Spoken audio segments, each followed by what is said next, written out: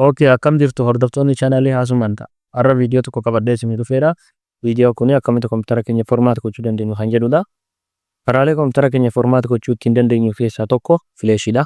Lammaffaan intarneetiidha. Intarneetii jechuun daayireekt onlaayiniidhaan kompiitara keenyatti fa'achuu dandeenya jechuudha. Formaat kan gochuu dandeenya kan jedhudha. Sadaffaan immoo haardiskii daayireekt kompiitara keenya irra fa'annee haardiskii keenya fayyadama formaat gochuu dandeenya. Afuraffaan CD fayyadamnee formaat gochuu dandeenya kan jedhudha. Sababa garaagaraatiin kompiitara keenya formaat gochuu dandeenya. Tokkoffaa operating system yookaan wiindoon kompiitara keessaa qabnu sun vaayirasiidhaan ta'uu danda'a. Sababa garaagaraatiin korrapti gaafa ta'e. Lammaffaan immoo fooyyeffachuu yoo barbaanne jechuudha. Fooyyeffachuu jechuun wiindoo 7 irraa gara 8, 8 irraa gara 10tti, 10 irraa gara 11tti yookaan immoo 11 irraa gara 8 illee ta'uu danda'a. Gara barbaannetti yeroo fooyyeffachuu barbaannu jechuudha. Yeroo kana kompiitara keenya maal gochuu dandeenya jechuudha. Formaat gochuu dandeenya kan jedhudha. Yookaan immoo yoo harkifatee yookaan laag ta'e akka malee duubatti yoo kan harkifata ta'e harkifachuun kun maaliif wal qabataa? Yoo seetaappoota garaagaraa sooftiweerii tana fayyadamnu sooftiweerii garaagaraa yeroo fayyadamaa turretti dadhabaa waan ta'eef performaansii isaa sun sababa kanaafis formaat gochuu dandeenya kan jedhudha. Formaat kan godhu dura maal gochuu qabna kan jedhu. Formaat gochuu dura faayila keenya san baakaappii qabachuu qabna jechuudha. Baakaappii jechuun fakkeenyaaf faayila keenya san kan nu barbaachisu fileeshii irratti fudhachuu dandeenya. Paartishinii kireet gochuudhaani faayila keessan san achirratti baakaappii qabachuu dandeettanii jechuudha. Wiindoo kana garuu gaafa formaat goonu karaalee lamaan formaat goona. Daayireekt faayila balleessinee guutummaan guutuutti fireesh goonee formaat gochuu dandeenya. Lammaffaan immoo faayila osoo hin banne faayila keenya seef goonee formaat gochuu dandeenya kan jedhullee viidiyoo kana keessatti hamma dhumaatti yoo ilaaltan kan guutummaan guutuutti guutuudhaan isinii kaaseera. Kanallee bifa kanaan paartishinii kana gaafa kireet gootan paartishinii eessa kireet goona akkamiin kireet goona kan jedhullee viidiyoo biraatiin qabadhee immoo guutummaa isaa kan isin dhufu ta'a. Karaalee afran isinii kaasee keessaa karaa salphaa kan ta'e akkamitti fileeshii fayyadamuudhaan kompiitara keenya formaat gochuu dandeenya kan jedhu. Osoo gara viidiyootti hin dabarre dura namoonni chaanaalii keenya haaraa taatan sabskiraayib gochuudhaan maatii keenyatti dabalaa.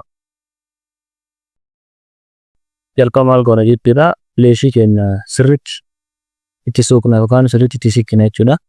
Egaa fileeshii keenya sirriitti siquu keenya mirkaneeffannee booda maal goona jechuudha. Laaptooppii keenya kana maal goona? Start goona jechuudha. Start goone F12 tunna jechuudha. F12 jechuun maal jechuudha? Boot menu Toshiba jechuudha. Boot menu Toshiba start goote daftee F12 tuttaa jechuudha. HP start goote F9 tuttaa jechuudha. Akkuma laaptooppii biraandii isaaniitiin moodel laaptooppii isaaniitiin garaagaraa waan ta'eef kanaaf koomitii jalqabaa rappiin isinii godha jechuudha. Boot menu isaanii koomitii jalqabaa rappiin isinii godha waan ta'eef achirraa argachuu dandeettanii. Kanaaf kan Toshiba maal jechuudha? F12 jechuudha. Dabnee iddoo laaptooppiin kaane garuu kan kana gochuu dandeenya. Ergasii immoo boot menu isaanii dhufaa jechuudha. Boot menu kana jechuun maal jechuudha? Faayila keetii bakka irraa qabdu jechuudha. Tokko maal irraa qabna faayila keenya isa lammaffaa irra jiru kana irraa qabna jechuudha. Lammaffaan kun maadda USB jechuudha. USB kana irratti wiindoo keenya fe'annee qabna waan ta'eef isa lammaffaa kana fayyadama jechuudha. Inni tokkoffaa kun maal jechuudha? Haard diskii fi soolid diskii jechuudha. Haard diskii yookaan soolid diskii jechuudha. Haard diskii inni sun maal jechuudha? Haard diskii keessa kanarratti yoo fe'attee raatte keessa jijjiirachuu dandeetta jechuudha. USD haard diskiin immoo isa sana jechuudha. Kanaaf keessa yoo fe'attee raatte isa tokkoffaa kana fayyadamtaa. Kanarraa alammoo CD yoo fayyadamuu barbaadde CD keerraa fe'attee CD ofishilii CD asirra waan si dhufuuf rakkoon qabu. Anamma maaliidha kan irraa fudhadheeru isa lammaffaa irra jiru kanaaf isa lammaffaa kanarratti gad bu'ee click next jedha jechuudha.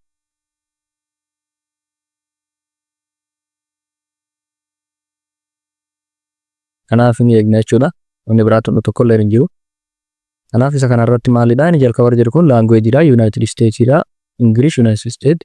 Taayimilleen English United States'idha. Keyboardiin immoo USA ta'uusaa mirkaneeffannee kan next jenna jechuudha.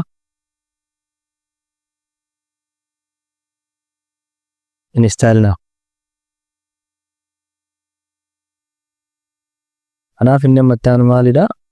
I accept the license term kan jedhu kana qofa boksii cheekii goonaa jechuudha. Termii kana tamaneera kan jedhu laayisansii isaa tamaneera kan jedhu kan mirkaneeffanneet next goona jechuudha. Next. Kanaaf asidha bakka baay'ee barbaachisan maal jechuudha? Inni tokkoffaarra jiru kuni window asirratti fa'uuf deemu kanarraa faayilii kiyya somban seetikiin garagaraa sun tuqanne waan muraasa qofa modify gochuu barbaadu maal godha upgrade godha jechuudha. Upgrade jechuun kan jalqabarra jiru kana jechuudha. Faayilii kiyyallee hin badu jechuudha. Faayilii hin badu gaafa isin jedhumoo isa option lammaffaa kanallee fayyadamuu dandeenya. Garuu inni jalqabarra jiru kun setting garagaraa illee tuqama. Window achirra jiru sun akkuma jirutti ta'a. Isa lammaffaa ta'uu hin taane isuma sana upgrade godha jechuudha. Upgrade jechuun gara biraatti jijjiiruu osoo hin taane faayilii achi keessa jiru sana sirreessa jechuudha. Inni lammaffaa jiru kun immoo window haaraa fa'uu barbaade immoo kan duraa sana barbaadu faayilaa duraa sana barbaadu yoo ta'e immoo isa lammaffaa kanarra dhufee fayyadamuu danda'a jechuudha. Optionii lammaffaa kanallee garuu faayilii hafuu hin danda'a. Settingiin garagaraa garuu hafuu hin danda'a. Nuun jijjiira automaatikaalii jijjiiramu waan ta'eef garaagarummaan isaanii isa kana jechuudha. Ani immoo isa lammaffaa kanarratti filadha jechuudha. Instead window only kan jedhu kanarraa filadha. Window fedhu qofarraa filadha jechuudha waan ta'eef. Kanaaf isa lammaffaa kana filadha jechuudha. Inni kuni maal jechuudha? Kan jalqabarra jiru kuni system jechuudha. System laptop kanaa meeqa jechuudha? Meegabaaytii 50 of jechuudha. Meegabaaytii 50 of jechuudha. Partition 1, partition 2, partition 3 kan jedhu kun maal agarsiisa? Window kanarra partitionii lama jira jechuudha. Tokko C-dha. Inni biraa immoo D ta'uu danda'a. Immoo kan biraatti keessa jira jechuudha. Kanaaf partitionii lama qaba jechuudha windown kun. Kanaaf faayilii as keessa waan jijjiiranu faayilii as keessa jiran kana hin barbaadu isiniin jedhee isinitti himera waan ta'eef faayila kana hundaayyuu maal godha delete godha jechuudha. System irraa jalqabe. Kanaaf isa jalqabarra jiru kanarra click godhe delete biru kanarratti.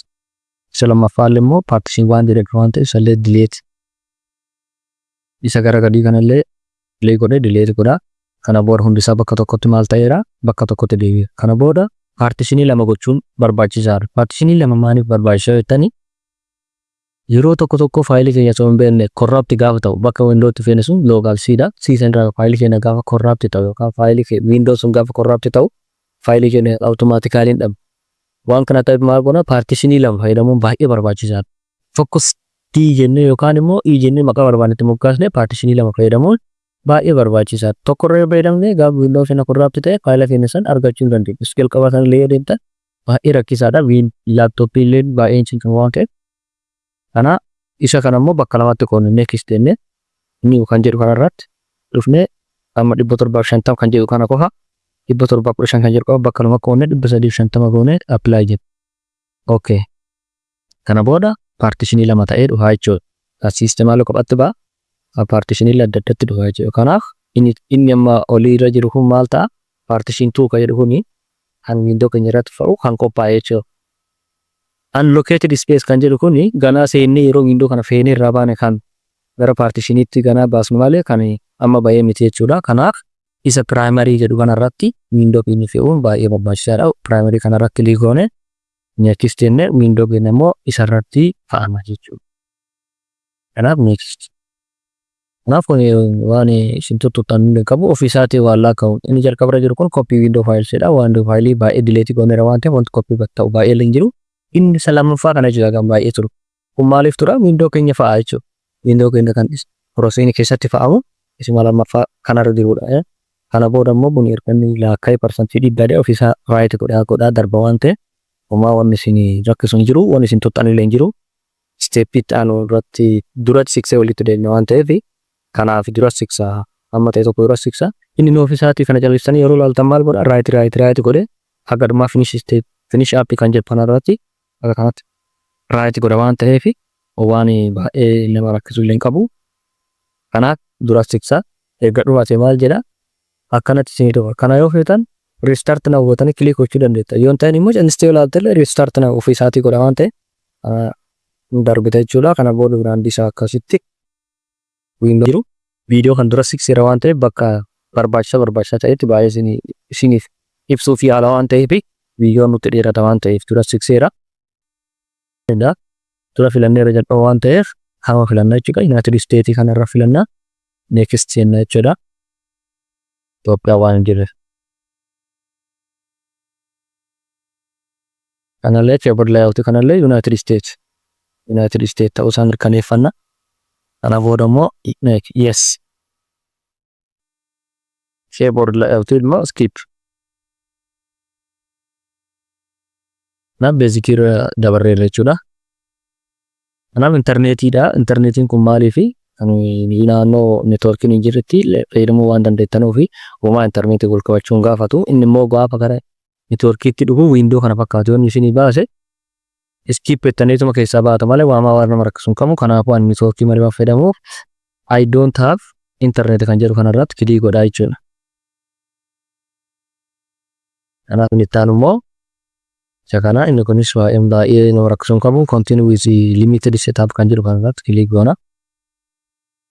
Neetwoorkii steepii neetwoorkii maal goona fidheerra jechuudha. Inni itti aanu maalidha? Akkaawuntiidha. Akkaawuntii laaptooppii kanarraa maqaa kenniifidha. Maqaa barbaadan kennuufii dandeetta. Nama WB jedhee kennaa fi erga zineefis jedha. Isin maqaa barbaadan kennuufii dandeetta. Inni itti aanu immoo paaswordiidha. Paaswordii isaa maalidha kan jedhudha. Nama fakkeenyaaf fakkeenya waan ta'eef 123 jedha. Yoo isin hin galle immoo showuu gootanii ilaaluu dandeetta waan ta'eef kanadhaan neechiste. Paaswordii amma galchite mirkaneeffadhuudha. Konfirmi goota 123 galchee waan ta'eef 123 keessan galchuu mirkaneeffadhe konfirmee godhee booda neechistii kan jedhu kana eega galchine booda neechistidha jechuudha. Kun immoo maalidha? Gaafii yoo akkaawuntiin keessan kan akka carraa kan miis ta'u ta'e yookaan immoo argachuuf waan isin gargaaruu fi gaafiilee sadii isinii kenna jechuudha. Gaafiilee sadii isinii kenna. Gaafinni baay'ee isinii kenna. Isin immoo sadii fayyadachuu dandeetta keessaa filattanii yeroo akkaawuntii keessan kana paaswordii isaanii dagattan yookaan immoo waan tokko illee isin gargaara waan ta'eef sadii keessaa filattanii jechuudha. Tokko filattaa erga isa xumureera jechuudha. Neekisti fiteera jechuudha. Kanaaf isa kana immoo accept jettaa jechuudha. Uumaa waan achi jirtu hin jiru. Kanaaf acceptedha. Sarviisii illee fixeera jechuudha. Maulee wanni biraa tokko hin jiru. Inni eegna jechuudha. Ganni fixutti. Ifisaa halluutti jijjiire. Amma wiindoo keenya sirriitti feenee xumureera jechuudha. Fresh jechuudha. Kan waan takka ofirraa qabu.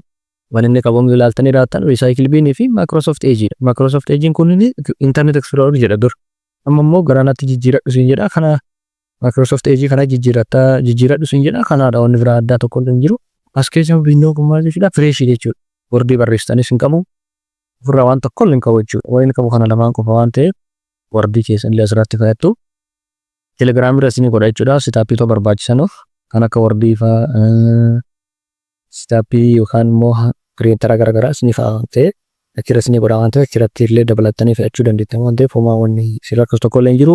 Karaa telegiraamii illee gaafii keessanii waan barbaadan karaa salphatti nu gaafachuu dandeettan immoo yoo kanarra gaafii illee jiraate ofitti jala irratti waan barbaadan nu gaafachuu dandeettan waan ta'eef